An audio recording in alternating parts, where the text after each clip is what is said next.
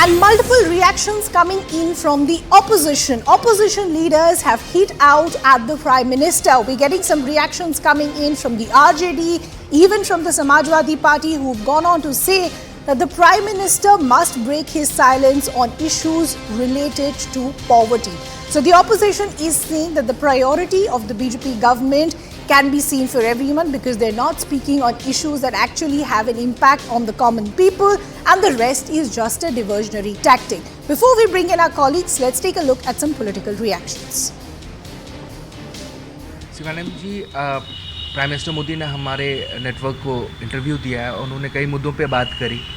उन्होंने कहा है कि जो इन्फ्लेशन रेट है, इन्फ्लेशन को कंट्रोल करने के लिए बहुत सारी पॉलिसीज़ आई है और बहुत सारे स्टेप्स लिए गए हैं। जैसे कि हाल फिलहाल रक्षाबंधन में ही एलपीजी के दामों में कटौती की गई है। कैसे देखते हैं इन स्टेटमेंट? देखिए, इंडिया गठबंधन बना उसके बाद जो है एलपीजी के कीमत में कटौती किया, 200 रुपया उन्होंने घटाया। लेकिन आप ये देखिए कि जिस समय इंटरनेशनल मार्केट में जो कच्चा तेल था उसकी कीमत जो है कितनी घट गई। मनमोहन सिंह जब प्रधानमंत्री थे उस समय इंटरनेशनल मार्केट में मैंने कच्चे तेल की कीमत जो है 70, 75, 100 बैरल प्रति डॉलर को लांघ गई थी। उसके बावजूद भी ग्राहकों को 70 रुपये, 72 रुपये, 80 रुपये के बीच लीटर के में पेट्रोल और डीजल मिलता रहा। सरकार जो है जो टैक्स लेती है तेल पर, उस टैक्स को बढ़ाया और कंज्यूमर को उसका लाभ नहीं दिया। आप देख लीजिए, अभी कह रहे हैं कि हम जो है उसको कंट्रोल करने की कोशिश कर रहे हैं। ये इलेक्शन के समय जिसको फ्री बी आप कहते हैं, वो फ्री बी के ही तरह का ये है। ये चुनावी जैसे फ्री बी की आलोचना कर रहे हैं उसी तरह की ये बात है।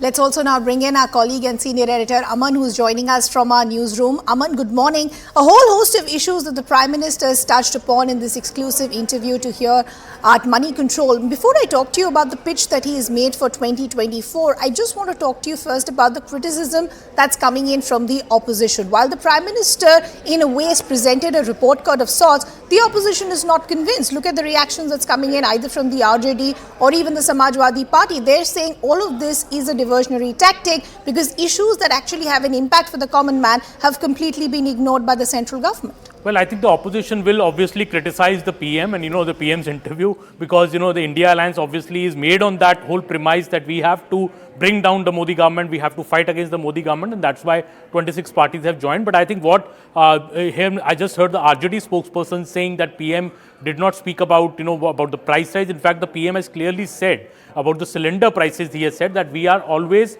trying to rein in inflation. In fact, the PM in his interview very clearly says that all steps have been taken to rein in inflation. In fact, he says that in 2022, when global inflation was at its highest level, India was at least 2 percentage points lower than that. Obviously, inflation is due to many other issues. There's the Russia-Ukraine war going on.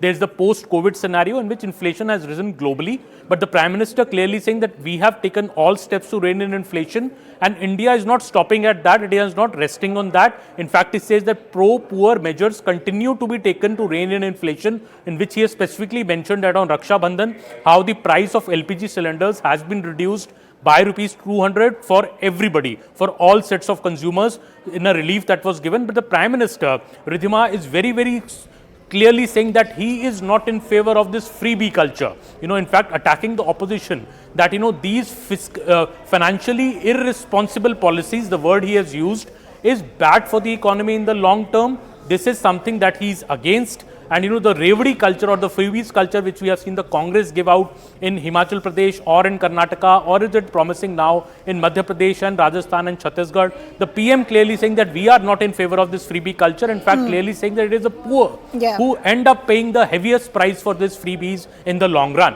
Okay, Aman, we'll just request you to stay on with us because there is another reaction that's coming in as far as the opposition is concerned. This time around, it's a reaction coming in from Congress's Manikam Tagore. First, let's listen in to that conversation.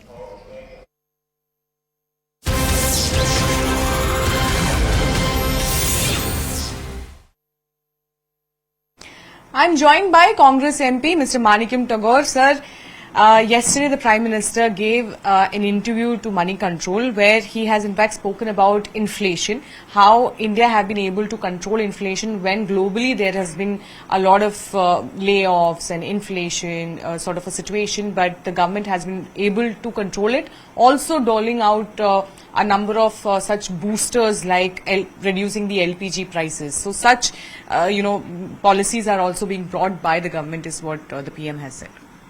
Before Mr. Modi being the Prime Minister of India in 2014, gas cylinders, LPG cylinders, domestic cylinder was priced at 440 rupees.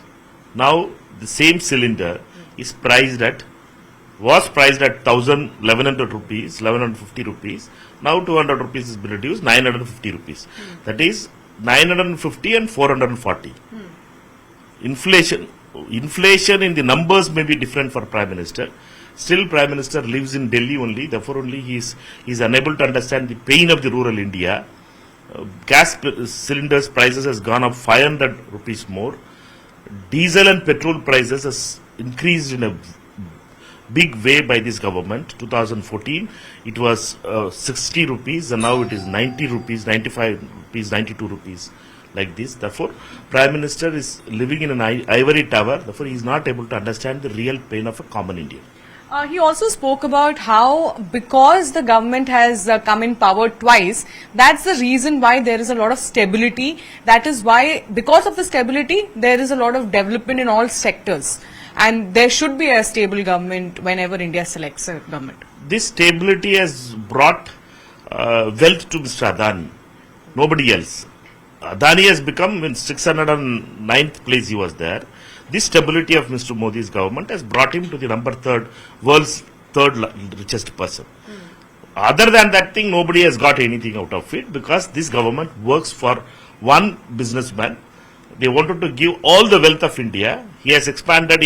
He was in 2014, he was in power and he was in shipping. Now he is into every field. He is into TV, he is into airports, he is into retail, everything he is into it. Therefore, the growth of Adani has to be the story of Modi for the growth story what he is want to sell. One last question. He also spoke about how there are freebies which are destroying the economy of the country and it is only going to lead into debts and such. It's a destruction is what he has been saying. I suppose Prime Minister also have control on the party. Because Madhya Pradesh Chief Minister, a day before yesterday, was announcing freebies like anything.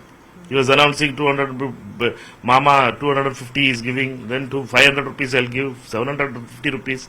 Whether BJP has control over Shivraj Chauhan or Shivraj Chauhan is an independent party. Problem with Mr. Modi is that what he says and what it is done is totally two different things. Therefore, it shows that Mr. Modi is in a different world and his party is in a different world. Thank you, sir. Multiple reactions there coming in from the opposition. You heard that reaction coming in from Congress's Manikam Tagore, who's hit out at the central government saying even if price cut is happening, it's just a jumla because if you compare it to the previous government, it's still a lot more. Before I go back to Aman, I also want to bring in our colleague and senior editor Pallavi Ghosh, who's also joining us on the broadcast.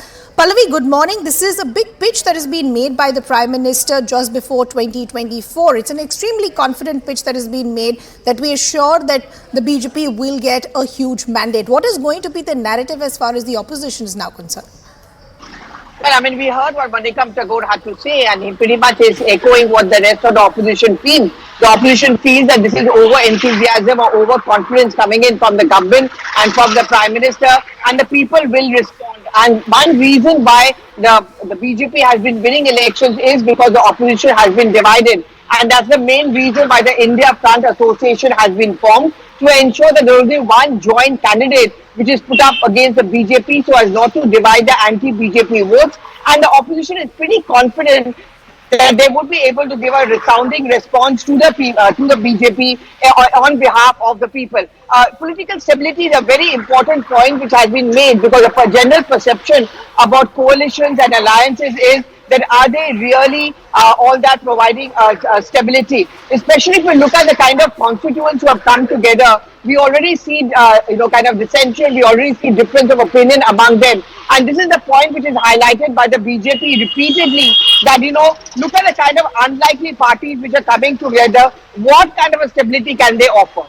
Pallavi, we'll just request you to stay on with us. I want to go back to Aman also. And Aman, we were speaking about this issue of inflation and price rise. The Prime Minister has tried to draw a comparison, and he's gone on to say, even if you look at price rise, India has done a lot better compared to some other economies. But the opposition is saying all of this is just a jumla, it's just optics. Look at the example that they're giving, that if you want to speak about LPG cylinders, that price was about 450 before the Modi government came to power. Now it is over 1,000. So even if you make the recent announcement of a cut of 250, it's still a lot more than what it was in the previous governments. Absolutely. I think the Congress is making that point very strongly, that in their time the LPG cylinder was priceless. Even 3 years back, Ridhima, the LPG cylinder was around 550 rupees. It jumped to almost double to 1100, and that is why the government had to act and bring down the price to rupees 9, give a rupees 200 cut to it, because there were reverses being seen in state elections, and generally the woman voter, which is the most solid votary of the Narendra Modi government, was getting a bit angry about it. Why is the cylinder so expensive? So to retain that woman voter, they had to cut the price of rupees 200. It was clearly done with also the upcoming state elections in mind.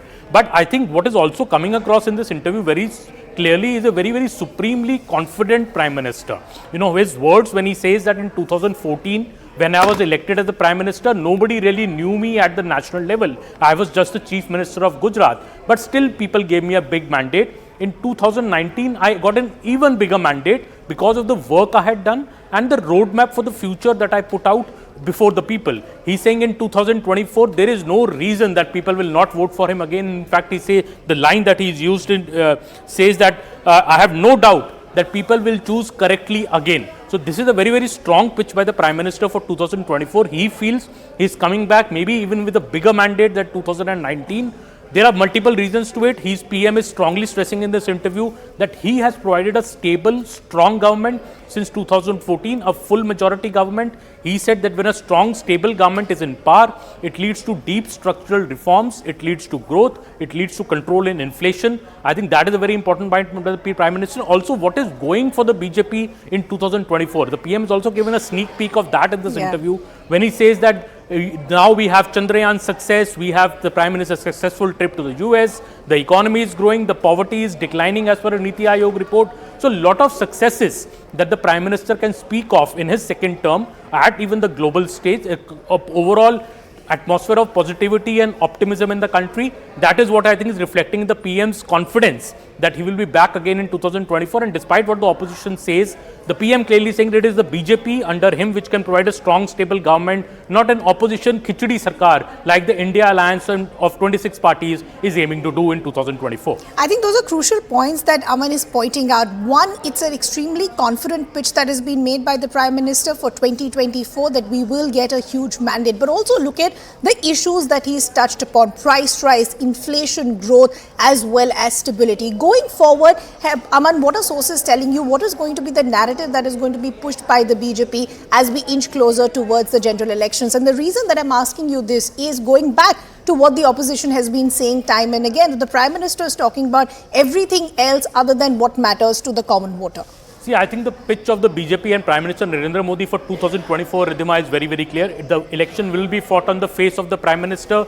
The BJP feels that the popularity of the Prime Minister has not declined. In fact, it is at an all-time high. As the BJP goes into 24 election, the Prime Minister is seen as a strong leader, a decisive leader, a leader who works in the interest of the country, in the interest of national security, who is not corrupt, against whom the opposition also can't put even a single allegation of corruption. I think that is what the BJP is banking upon, and in the words of a senior official who told me that the Prime Minister could simply go on the stage and make a very short speech that you elected me in 2014, you elected me in 2019.